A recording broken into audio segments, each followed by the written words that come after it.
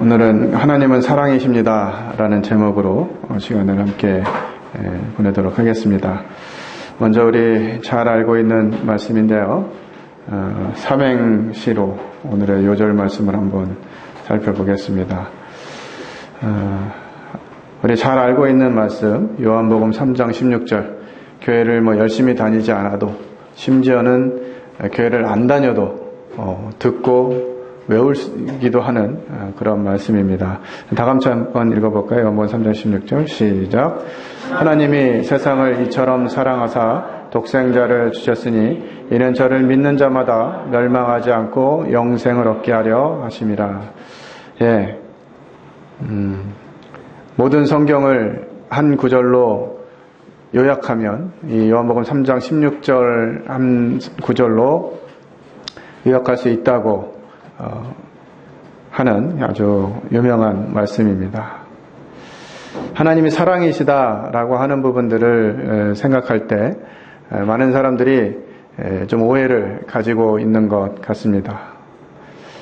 여러분들은 하나님이 사랑이시다라고 하는 말이 어떤 것으로 이렇게 이해가 되고 받아들여지시는가요? 여러분들이 사랑을 또 해보시면 내가 사랑하니까 어떻게 되더라 이런 경험들이 있으실 텐데 과연 하나님이 사랑이시라고 하는 것은 우리가 어떻든지 간에 우리 모습 그대로 받아주시는 것인가 하는 것을 생각해 보게 됩니다. 여기 사진에 이제 오물통에 빠진 똥통에 빠진 것 같습니다. 아이가 있습니다. 이 오물통에 빠진 아이지만 이 아이의 부모님은 이 아이를 사랑하시겠습니까? 사랑하실까요? 사랑하지 않을까요? 이 아이를 사랑하겠죠, 여전히. 그래서 이 아이를 사랑하기 때문에 그냥 이 아이가 오물을 뒤집어 쓴 채로 이불 속으로 쑥 들어갈 수 있도록 그렇게 할까요? 그렇게 하겠습니까? 아무리 사랑해도 이 아이를 이 모습 그대로 방으로 들여보내서 이불 속에서 편히 쉬도록 할 수는 없는 것이죠. 어떻게 해야 되겠습니까? 이 아이를 깨끗이 씻어서 더 이상 이 오물이 이 아이에게 문제가 되지 않도록 한 후에 이 아이를 방으로 들여보낼 것입니다. 마찬가지로 하나님께서도 우리를 사랑하셔요. 하나님께서 우리를 전적으로 사랑하시고 있는 모습 그대로 사랑하시지만 우리를 그대로 받으실 수는 없는 것입니다. 이 오물에 빠진 아이의 오물을 해결해야 방에 들어갈 수 있는 것처럼 이 오물, 죄에 빠진 인생을 하나님께서 그 모습 그대로 하나님 나라에 데려가실 수가 없는 것이에요. 그래서 하나님께서는 이 오물을 해결하시고 우리를 하나님 나라에 데려가기를 원하시는 것입니다. 한 남자가 있었습니다. 이 남자는 매우 성실하게 또 자기 일을 열심히 하면서 살았습니다. 대부분의 사람들이 그렇듯이 이제 이 사람이 열심히 살다 보면 이제 직장도 얻고 또 나름 생활을 하면서 돈도 모으고 때가 되면 이제 또 결혼도 이렇게 하게 됩니다. 이 남자도 여느 사람과 다르지 않게 열심히 일하면서 결혼을 하고 그 예쁜 아내와 함께 생활하면서 또 예쁜 딸도 얻게 되었습니다. 참 행복했어요. 이것이 인생의 기쁨인가, 이것이 인생의 행복인가 하는 부분들을 생각하면서 그렇게 살고 있었습니다.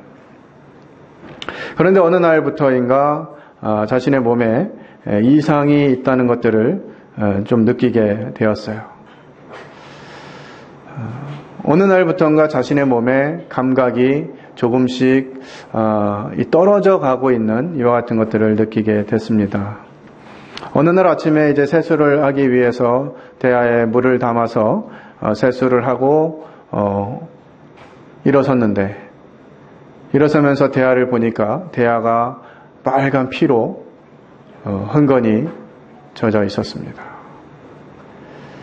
수건에다가 자기 손을 닦았는데 보니까 손에서 피가 흐르고 있었어요. 그런데 여전히 이 사람은 자기 손에서 피가 흐르고 있다고 하는 것을 느끼지 못하는 것입니다. 뒤돌아섰는데 마침 아내가 뒤에서 자신을 보고 있었어요.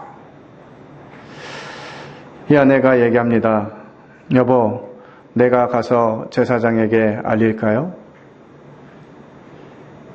이 사람에게 있는 몸의 변화, 다른 사람들은 잘 몰랐지만 아내는 이 사람의 몸에 이상이 있다고 하는 것들을 느끼고 있었던 것입니다. 이 사람은 성경에 기록되어 있는 나병에 걸린 사람이었어요. 이 나병이란 병은 자신도 모르게 3년이라는 잠복기를 가지게 됩니다. 그리고 3년이 지나면 이제 다른 사람들은 몰라도 자기 자신은 내가 나병에 걸렸구나 하는 것들을 알게 되는 시기가 옵니다. 그리고 3년이 또 지나고 나면 이제 모든 사람들이 이 사람이 나병 환자구나 하는 것들을 알게 되는 이와 같은 병입니다. 이 나병이 걸리게 되면 이제 이런 면역력이 없어지기 때문에 상처가 나면 상처가 낫지 않고 골마서 이게 손가락도 떨어지고 이 코도 떨어지고 귀도 떨어지고 하는 이와 같은 병이지요. 우리들은 나는 괜찮은 사람인 것처럼 보이긴 하지만 다른 사람도 모르고 나조차도 모르는 죄 가운데 빠져있는 그와 같은 사람들입니다. 우리는 내 뜻대로, 내 마음대로, 내 생각대로 살아가고 있다고 생각하지만 우리는 죄에 지배받는 그와 같은 삶을 살 수밖에 없는 그와 같은 존재들입니다. 여러분들의 유년 시절부터 한번 생각해 보세요. 누군가로부터 죄를 배운 적이 있습니까? 여러분들 죄를 배운 적 있으세요? 욕하는 법, 남을 속이는 법, 거짓말하는 법 이런 걸 누가 가르쳐 준 적이 있습니까? 아무도 가르쳐 준 적이 없는데 이게 알아서 그냥 거짓말 술술 나오고 남을 속이고 싶고 내가 원하는 것을 얻기 위해서 무엇인가 다른 사람들은 모르는 이와 같은 방법을 사용하기도 하곤 합니다.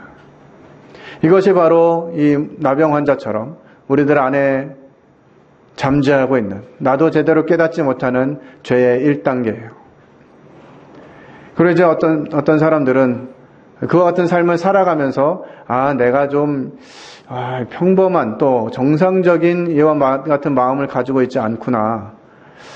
사람들은 잘 모르지만 내가 살아가는 모습이 썩 좋지는 않구나 라고 이렇게 생각하면서 살아가는 분들이 있어요. 이 같은 분들 어떤 분들입니까? 이 양심적인 분들이에요. 내가 그닥 착한 사람이 아니고 완전한 사람이 아니구나 하고 이런 부분들 자신이 스스로 알고 있는 이런 사람들이 있습니다. 그런 단계를 넘어서게 되면 이제 누가 봐도 저 사람은 정말 죄인이야.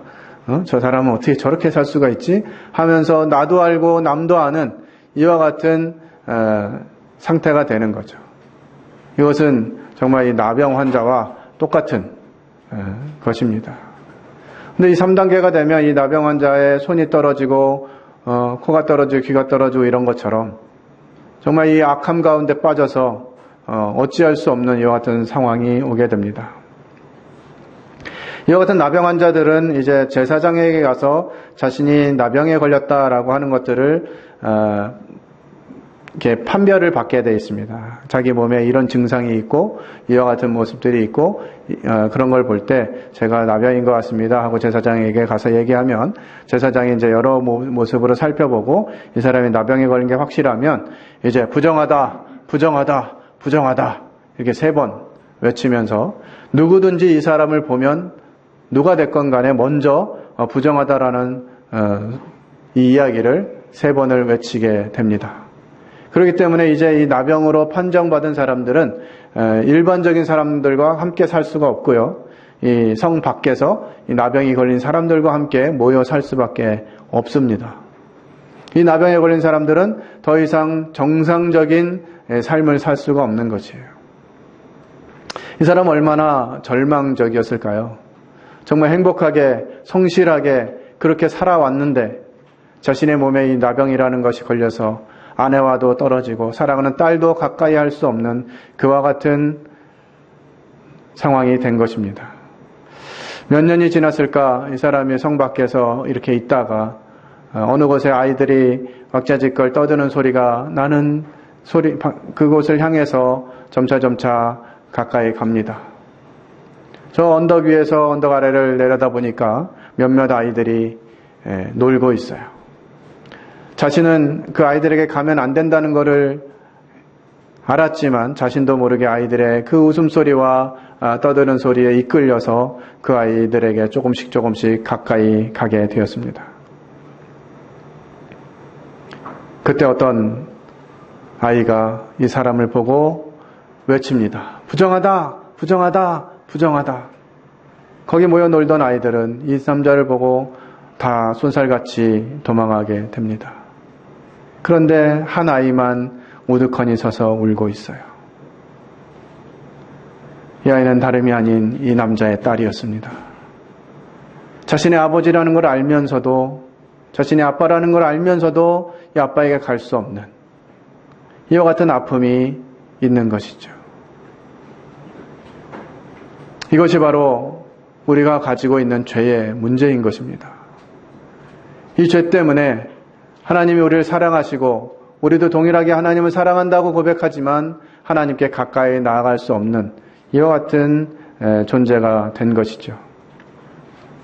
이 마태복음 8장 1절로 4절에 보면 이 사람에 대한 내용이 기록되어 있습니다. 제가 말씀드린 게 이 사람의 환경과 똑같았는지는 모르겠지만 이 사람의 형편이었던 것 같습니다. 우리 마태복음 8장 1절로 4절 같이 읽도록 하겠습니다. 시작. 한 나병 환자가 나와 절하며 이르되 주여 원하시면 저를 깨끗하게 하실 수 있나이다 하거늘 예수께서 손을 내밀어 그에게 대시며 이르시되 내가 원하노니 깨끗함을 받으라 하시니 즉시 그의 나병이 깨끗하여 진지라.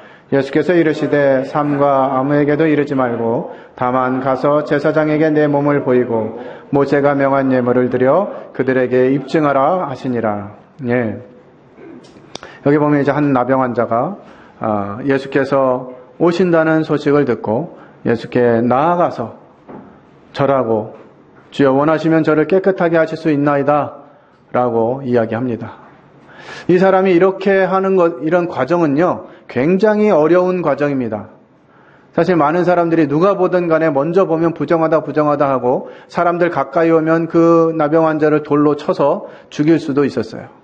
그렇기 때문에 이 나병 환자가 사람들 사이를 뚫고 예수님 앞으로 나아온다고 하는 것은 정말 자신의 모든 것을 또 죽을 각오를 하고 이 예수님께 나아가는 것이었어요. 그만큼 이 나병 환자에게 이 예수님을 만나는 일은 그렇게 간절한 일이었습니다.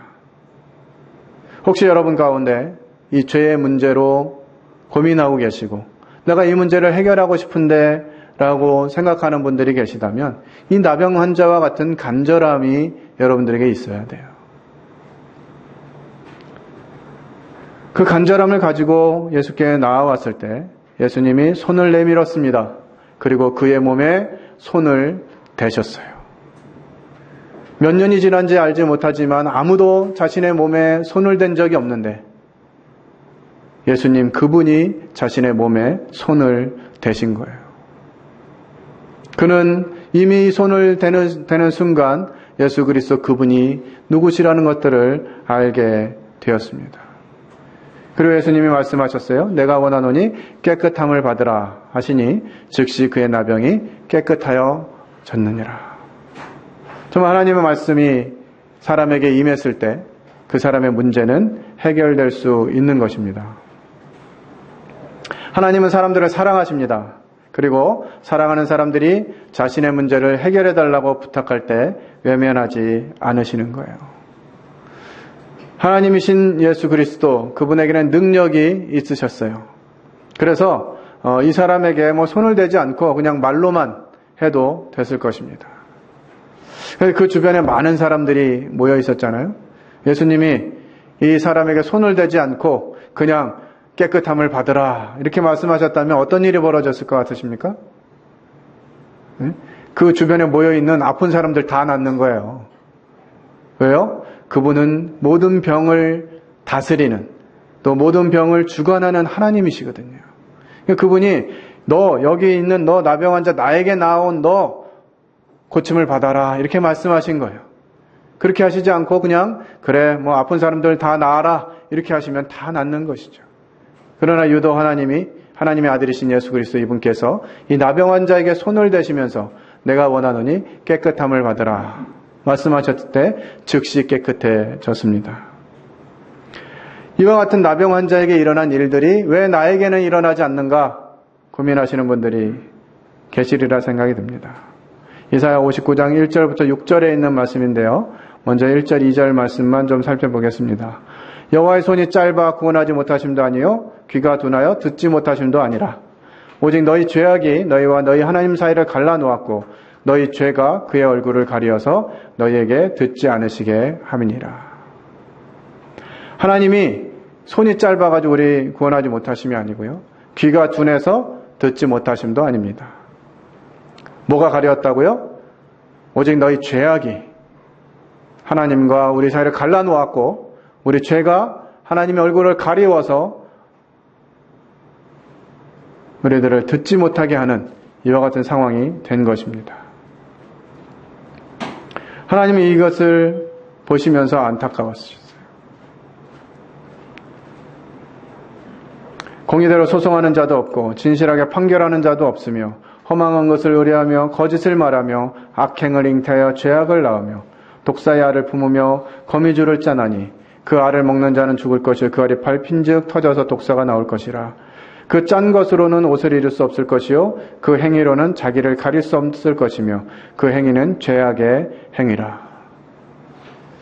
하나님을 떠나서 하나님과 이 갈려 하나님과 분리가 되어진 이와 같은 삶은 이제 허망한 것이에요.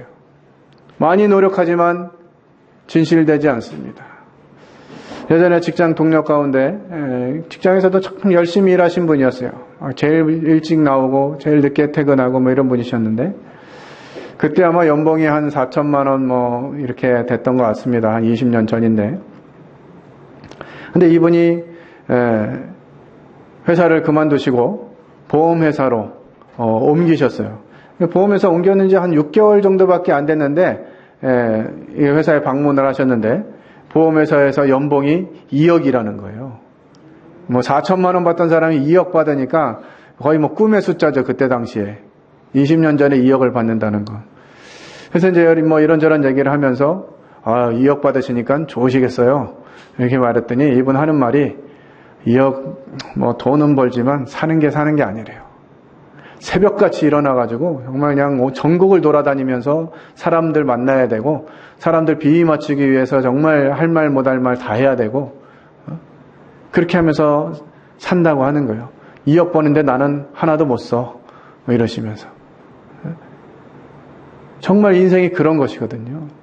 뭐 2억, 3억, 뭐 억대 연봉을 받으면 왠지 삶이 괜찮아질 것 같은데 허망한 것이죠. 우리가 짠 것으로, 우리가 이 세상을 살아가는 어떤 노력으로 인해서 우리의 행위를 가릴 수가 없습니다. 하나님은 우리의 중심을 보시는 분이시기 때문에 그렇죠. 이러한 우리를 향해서 하나님께서 참 놀라운 방법을 말씀해 주셨습니다.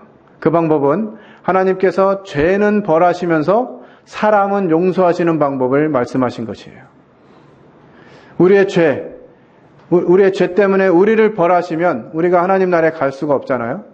그래서 하나님께서는 우리를 벌하시지 않고 대신 죄는 벌하는 이와 같은 방법을 마련하셨습니다. 이것이 구약의 레위기에서 나오는 내용인데요. 같이 한번 읽겠습니다. 시작. 흠없는 수컷으로 회막문에서 여호와 앞에 기쁘게 받으시도록 들을지니라. 그는 번제물의 머리에 안수할지니 그를 위하여 기쁘게 받으심이 되어 그를 위하여 속죄가 될 것이라. 하나님께서 한 제사 방법을 말씀하셨는데 이제 사람이 죄를 지으면 그 사람이 벌을 받아야 되는데 그 대신에 이 수컷 양을 데리고 오라는 것이에요. 그리고 이 죄를 지은 사람이 양을 데리고 와서 그 양 위에 머리에 손을 얹습니다. 그러면 무슨 상황이 생기냐면 이 사람이 지은 죄가 이 양에게 옮겨졌다라고 하는 의미를 말씀해 주시는 것이에요. 그러면 이제 이 사람이 가졌던 죄가 누구에게 갑니까? 양에게로 옮겨지는 것이에요. 그 다음에 어떻게 하느냐? 이제 이 양을 칼로 자신이, 이 양을 데리고 온 사람이 이 죄를 지었기 때문에 내가 죽어야 되는데 이 양이 죽는구나 하는 것들을 경험하면서 칼로 양의 목을 찔러서 피를 흘려 죽입니다. 이렇게 되면 이제 제사장이 이 피를 가지고 제단불에 발라서 이 사람의 죄가 다 용서되었음을 선언합니다. 이것이 이제 하나님께서 우리에게 준비해 주신 방책이에요. 우리 사무엘하 14장 14절 같이 읽겠습니다. 시작. 우리는 필경 죽으리니 땅에 쏟아진 물을 다시 담지 못함 같을 것이오나 하나님은 생명을 빼앗지 아니하시고 방책을 베푸사 내쫓긴 자가 하나님께 버린 자가 되지 아니하게 하시나이다. 예. 우리는 마치 그냥 물에 쏟아진 물, 다시 담을 수 없는 이와 같은 존재들이지만 하나님께서는 그와 같은 상황에서도 생명을 빼앗지 아니하시고 이 생명을 구원할 수 있는 방책을 베푸신다는 것이에요. 그래서 우리가 하나님께 버린 자가 되지 않게 하실 것이라는 말씀입니다.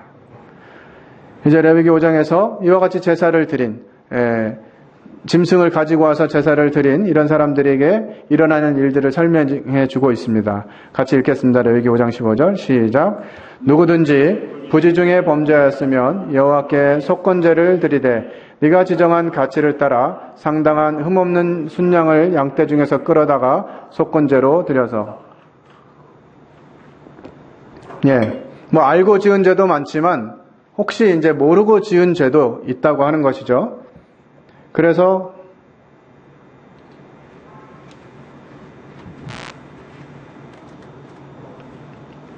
전기가 나갔네요. 이 모르고 지은 죄가 있다 할지라도 이와 같이 양을 가지고 와서 이제 제물로 드리라고 하는 것입니다. 그렇게 되면 이사야 6장 7절에서 이제 네 악이 제하여졌고 네 죄가 사하여졌느니라 라고 하는 이제 그 제사장으로부터 선언을 듣게 됩니다. 우리가 알지 못하고 짓는 죄들도 있다고 하는 것이죠. 예를 들면 지나가다가 그냥 돌이 하나 있어가지고 발로 찼는데 그게 이제 지나가던 밑에 지나가던 사람 머리에 맞으면 엄청 아프게 될 거 아니에요? 예를 들면 그런 거죠. 또 나는 아무 생각 없이 그냥 좋은 의도로 이야기를 했는데 그 이야기를 들은 사람은 상처를 받는 경우들이 있잖아요. 이런 죄들까지 말씀하시는 것입니다. 이런 죄를 지었다 할지라도 이 속건제를 드리면 제물을 가지고 와서 제사를 드리면 없던 일로 용서된 일로 해 주시겠다고 하는 것입니다. 자, 레위기 5장 17절 같이 읽겠습니다. 시작. 만일 누구든지 여호와의 계명 중 하나를 부지 중에 범하여도 허물이라 벌을 당할 것이니. 예. 우리가 죄를 많이 지어가지고 벌을 당하는 것이 아닙니다. 경찰이 범죄자를 잡아갈 때 이 범죄자가 죄를 몇 가지 지으면 잡아갑니까? 한 가지만 지어도 잡아가는 것이에요. 마찬가지로 우리가 알고 짓건 모르고 짓건 죄가 하나라도 있으면 그 죄 때문에 벌을 받아야 하는 것이죠. 이 벌을 다루는 이 문제를 하나님이 말씀해 주신 것이에요. 나는 그런 적도 없어. 나는 다른 사람에게 피해를 끼치지 않았어. 이렇게 생각하시는 분들에게 히브리서 4장 12절 13절은 우리에게 이와 같이 말씀해 주십니다. 같이 읽겠습니다. 시작. 하나님께서는 마음속에 있는 생각과 감정까지 알아내십니다. 하나님 앞에서 숨길 수 있는 것은 아무것도 없습니다. 모든 것이 다 드러나기 때문에 그분 앞에서 우리의 모든 것을 다 보여드려야 합니다. 예. 하나님께서 우리의 마음과 생각을 다 아신다는 것이에요. 마음속으로만 가지고 있는 이 죄들 또한 하나님께서 보시고 그 죄들을 벌하신다고 하는 것이죠. 많은 사람들이 이런 부분들을 생각하고 또 마음에 조금 이 자책을 가지면서 이 문제들을 해결하기 위해서 열심히 종교 생활을 하게 됩니다. 뭐 불교를 나아가기도 하고, 뭐 천주교, 뭐 유교, 뭐 여러 가지 종교들을 갖게 되는데, 그런 것들로 이제 무엇인가 이런 것들을 가려보려고 애쓰는 것이죠. 그러나 우리가 어떤 종교든 간에 이 선행으로 그 수준에 이를 수가 없어요. 불교에서는 극락에 어떻게 들어가게 됩니까? 순필형제님이 안 보이시네요. 불교 군종병이 있어야 이 소개를 들을 텐데. 이 불교에서는 극락에 이르기 위해서는요, 엄청나게 선행을 많이 해야 되는데, 그 선행이 얼만큼이냐? 1겁년이래. 1겁이라고 하는 그 기간을 정해놓은 게 있는데, 1겁이 어느 정도냐? 100m 되는 바위가 있는데요. 이것을 100년에 한 번 날아오는 새가 한 번 날아와서 부리로 그 바위를 콕 찍습니다.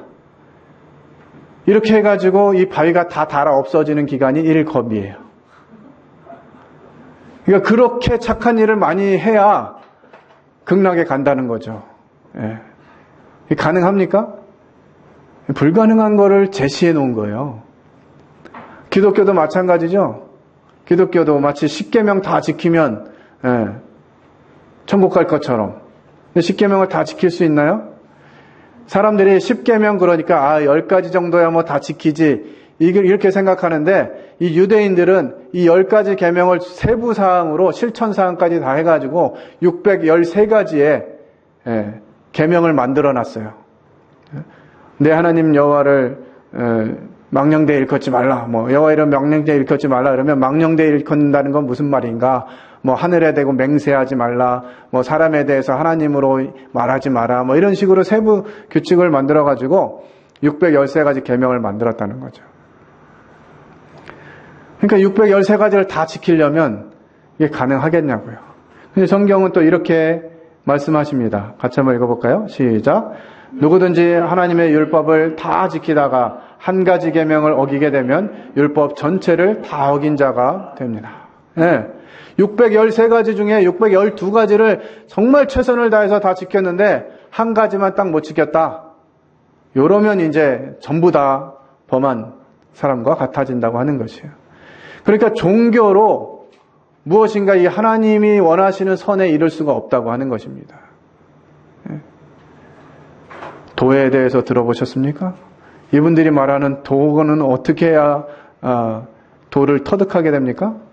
답이 없어요, 답이. 그냥 자기네 와서 뭔가 수련을 하고 이 수련을 통해서 이제 이 도에 이르게 된다고 하는 것인데 이 답이 없어요. 사람들이 가진 종교는 이와 같이 하나님의 수준에 이를 수가 없습니다. 그렇기 때문에 하나님께서 말씀해 주시는 것이에요. 같이 한번 읽어볼까요? 이사야 59장 15절 16절입니다. 시작.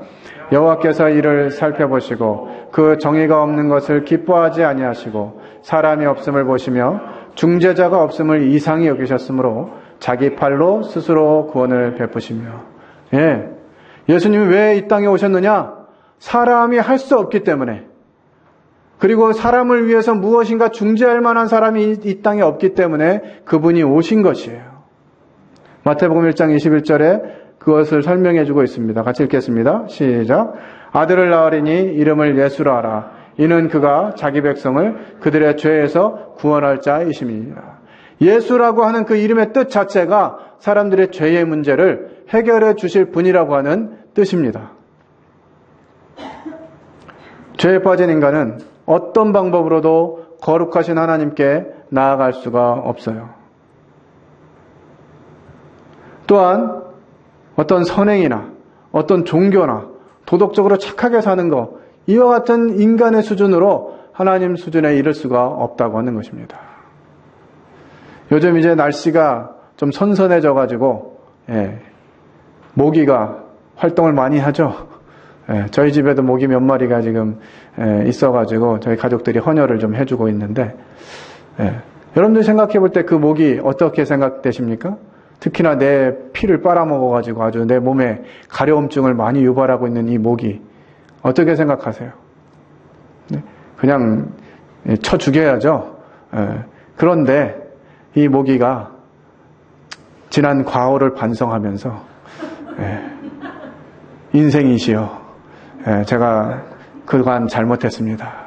당신의 피를 빨아먹으면 안 됐었는데 제가 철이 없어가지고 그런 거니 용서해 주시기 바랍니다. 앞으로는 제가 당신을 위해서 열심히 살겠습니다. 이렇게 한다고 한들 그것이 사람에게 유익이 되겠습니까? 그런 수준인 거예요. 사람이 사람 수준에서 하나님께 무엇인가 해보겠다고 노력하고 자신의 것을 내세우고 이렇게 하는 것은 그런 거예요. 하나님 편에 있어서 1도 정말 유익이 안 되는 것이죠. 그것으로 하나님께 갈 수가 없는 것이에요.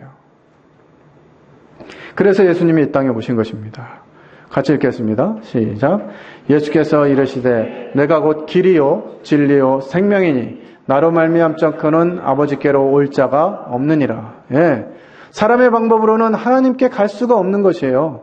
사람의 노력으로, 종교로, 도덕으로, 선행으로 이렇게 해서 하나님께 갈 수가 없기 때문에 하나님께 갈 수 있도록 길을 열어주시기 위해서 아들 되신 예수 그리스도께서 이 땅에 오신 것입니다.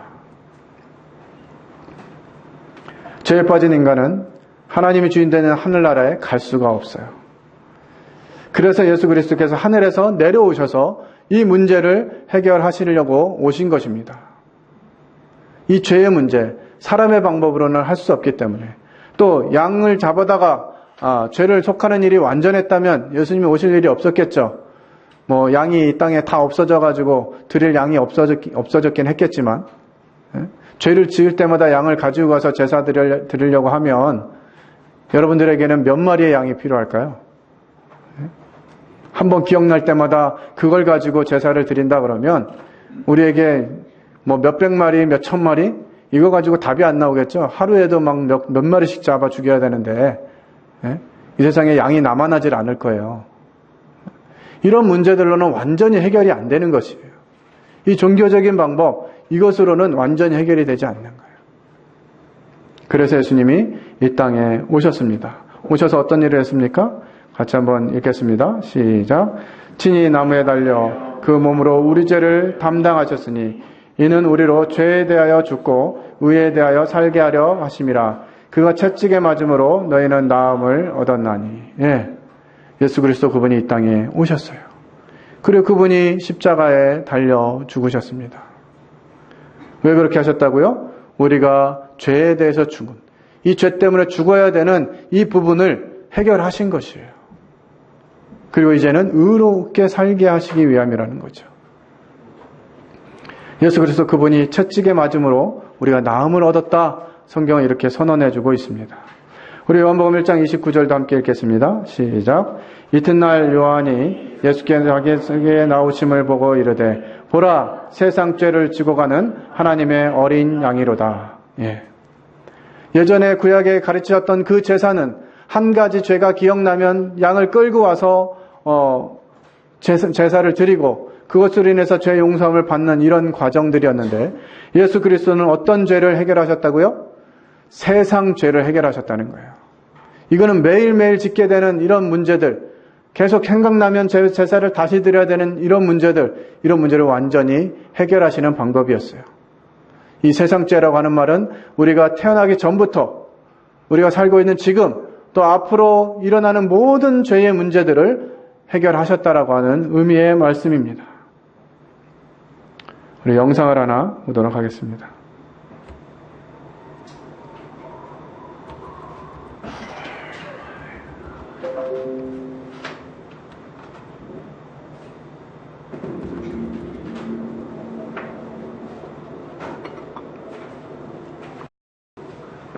하나님이 사랑이시라는 그와 같은 부분을 생각하시기 바랍니다.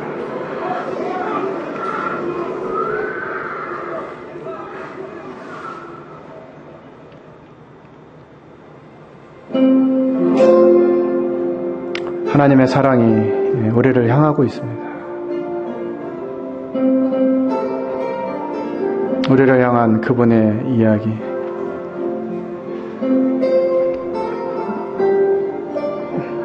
예수 그리스도 그분의 이야기입니다. 그분은 지금 죽으러 가시는 길이에요. 그 길은 우리를 살리러 가시는 길입니다. 나병 환자처럼 언제나 외면당했던 우리들에게 그분이 먼저 다가오셔서 그분이 사랑이심을 말씀하시는 것이에요.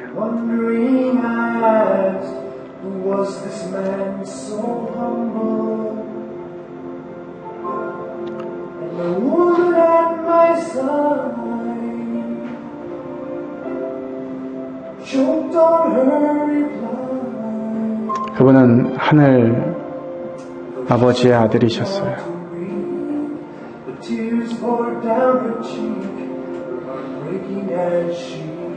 나를 먹고 살으려고 미랄이 되어 부서지려고 하십니다.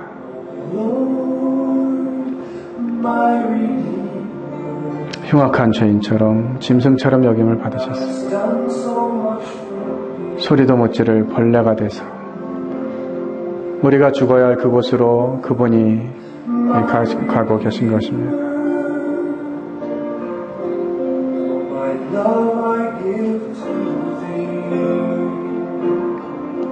우리는 그 사실을 들었음에도 참 군중 속에 있는 한 사람처럼 그저 쳐다만 보게 되죠.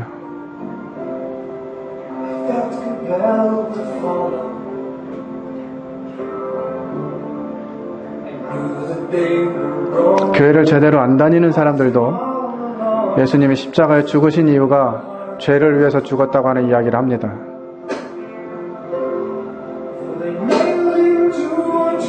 알고 계십니까?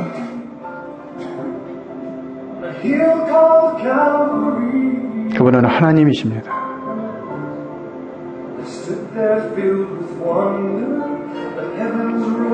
죄를 밥 먹듯 하며 살아가던 나를 씻기기 위해서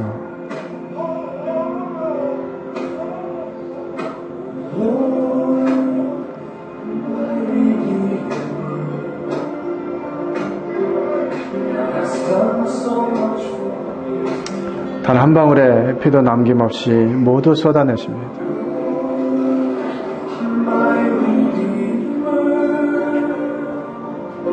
이 피로 우리를 씻기는 중이신 것이에요.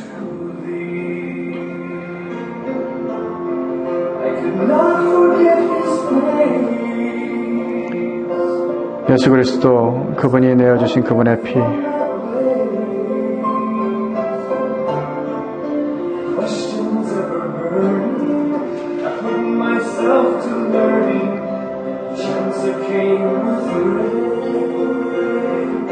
십자가 한편에서 자신에 대한 심판을 두려워하면서 예수의 당신의 나라에 들어갈 때 나를 기억해 주소서 외쳤던 그 강도에게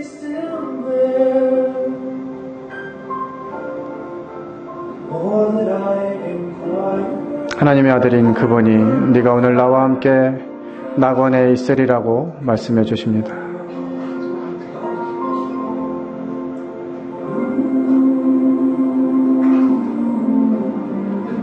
죽어버렸던 희망이 기적으로 다가오는 것이에요.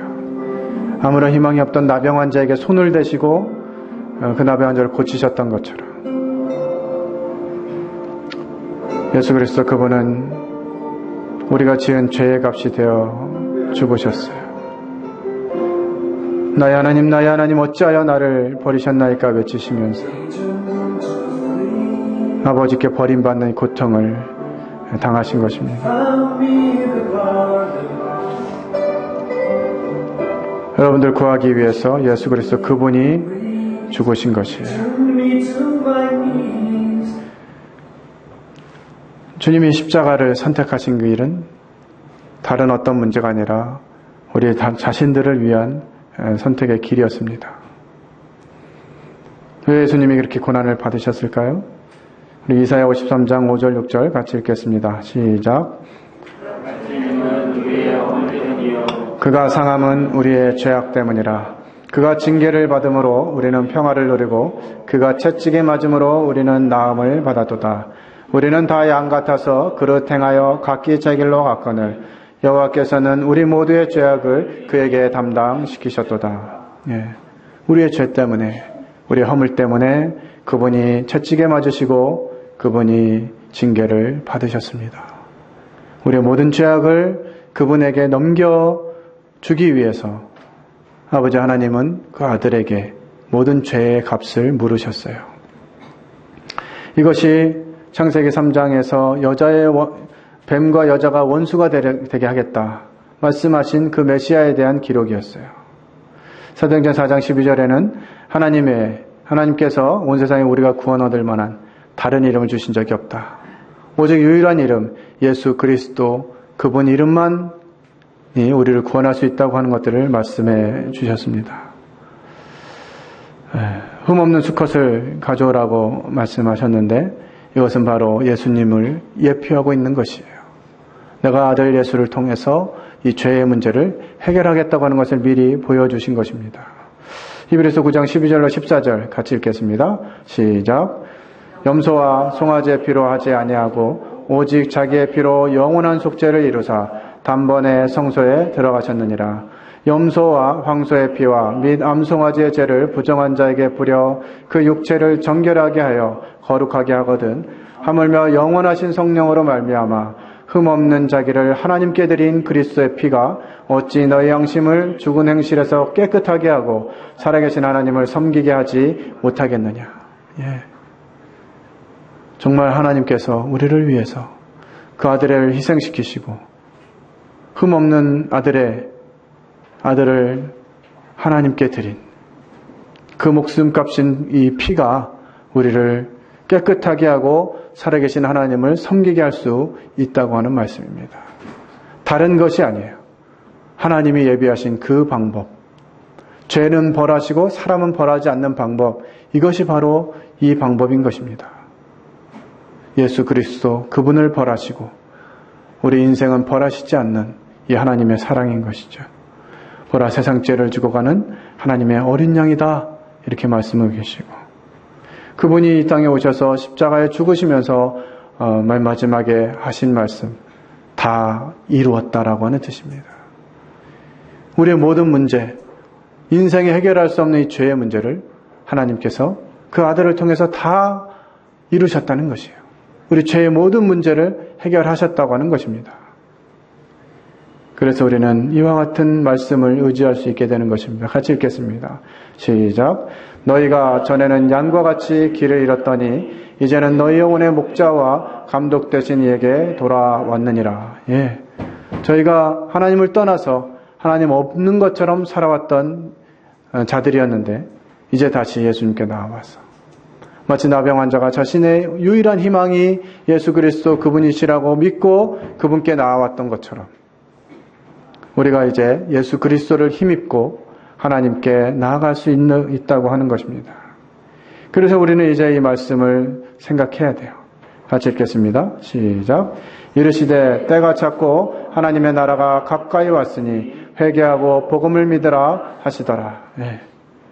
이 모든 사실들을 알았음에도 불구하고 여전히 내 방법과 내 생각과 내 길을 주장하면서 내 뜻대로 가면 이 하나님이 이루신 이 놀라운 사실이 나와 아무런 상관이 없게 되는 것이에요. 그래서 우리는 회개해야 합니다. 왜냐하면 그분이 다시 오실 것이기 때문에 그래요. 그분이 이 땅에 다시 오실 때는 이것에 대한 믿음의 여부를 심판하실 것입니다. 다시 그 말씀을 살펴보면 하나님이 세상을 이처럼 사랑하사 여기에 세상에 여러분들의 이름을 넣어서 생각해 보시기 바랍니다. 세상 하나님이 나를 문엄산이를 사랑하셔서 얼만큼이요? 독생자를 주시는 만큼 아들 하나를 희생하는 겁니다. 하나밖에 없는 그 아들을 죽게 만드는 이와 같은 일을 통해서 사랑을 보여주신 것이에요. 이것은 우리가 멸망하지 않고 영생을 얻게 하려 하심입니다. 이제 우리는 이 말씀 앞에 우리 자신을 살펴봐야 됩니다.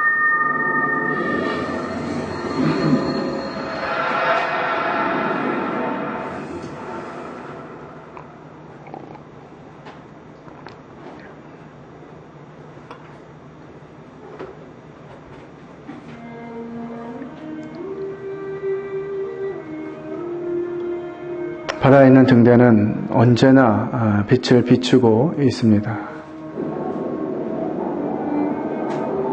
삶의 여정 가운데에서 언젠가 우리는 이 빛을 잃어버렸다고 하는 것을 알고 계십니까? 어디로 갈지 모르고 어떻게 해야 할지 모르고 그냥 어둠 속을 헤매이는 이와 같은 모습이 된 것입니다. 그렇다면 어떤 얘기가 필요합니까? 이와 같이 정말 저 파도와 폭풍 속에 있는 배에게 희망이 있겠습니까?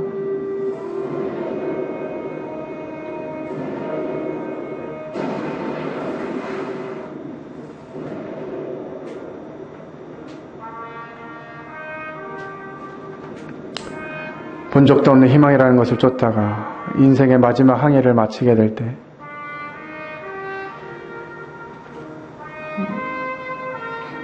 죽음 앞에서 우리 모두는 혼자입니다. 하나님 앞에 각자가 서야 되는 것이에요.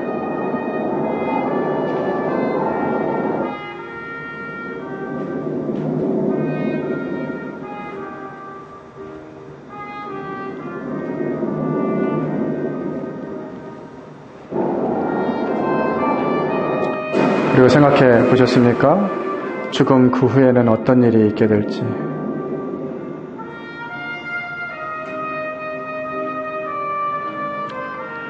여러분들에게 남은 시간이 얼마나 되는 것 같습니까?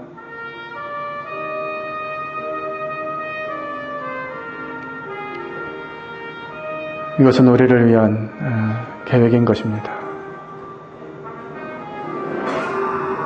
십자가를 지신 예수 그리스도, 그분의 죽음, 그것이 여러분과 무슨 상관이 있는지 생각해 보시기 바랍니다.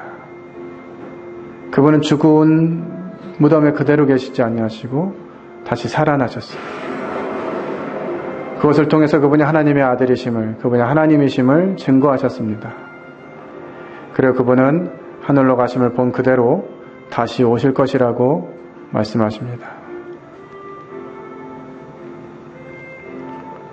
이것이 세상을 창조하신 그분의 약속이에요. 성경에 대해서 여러분 진지하게 생각해 보셨습니까? 그리고 하나님에 대해서 정말 이 놀라운 하나님의 사랑을 외면하는 것, 그것은 하나뿐인 생명을 쓰레기통에 버리는 것과 같습니다. 결코 잘 알지 못함으로 인해서 그렇게 돼서는 안 되는 것이죠.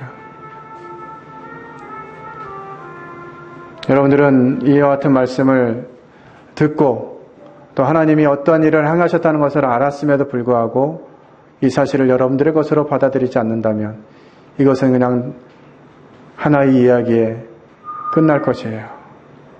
히브리서 2장 1절로 3절 말씀 같이 읽겠습니다. 시작. 그러므로 우리는 들은 것에 더욱 유념함으로 우리가 흘러 떠내려가지 않도록 함이 마땅하니라. 천사들을 통하여 하신 말씀이 견고하게 되어 모든 범죄함과 순종하지 아니함이 공정한 보응을 받았거든. 우리가 이같이 큰 구원을 등한히 여기면 어찌 그 보응을 피하리요. 하나님께서는 우리를 위해서 독생자이신 아들 예수 그리스도를 이 땅에 보내주시고 그분을 십자가에 내어주시고 온갖 고난과 순환을 당하게 하셨습니다.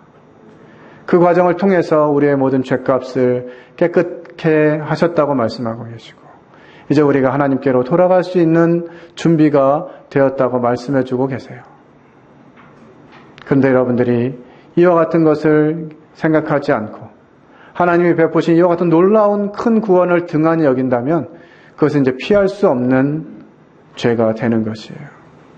그동안 우리가 가지고 나왔던 죄, 또 살면서 지었던 죄, 앞으로 지을 죄, 이것이 문제가 아니라 이제 이 모든 죄를 해결하셨다라고 하는 이 세상 창조주이신 하나님의 말씀, 그 말씀을 등한히 여기고 여전히 내 마음대로 내 고집대로 내 생각대로 살겠노라고 한 그 결정에 대해서 하나님은 그 죄를 물으실 것입니다. 여러분들이 이 하나님의 말씀 앞에서 이와 같은 사실들을 생각하고 내가 마음을 돌이켰어. 정말 하나님의 말씀 앞에 나와야 되겠다. 내가 하나님을 정말 의지하고 그 하나님 말씀 앞에 돌이켜야 되겠다. 내 삶을 돌이키고 하나님 의지해야 되겠다. 이 마음을 굳히시고 하나님 앞에 나오시게 되기를 바랍니다. 우리 함께 기도하겠습니다.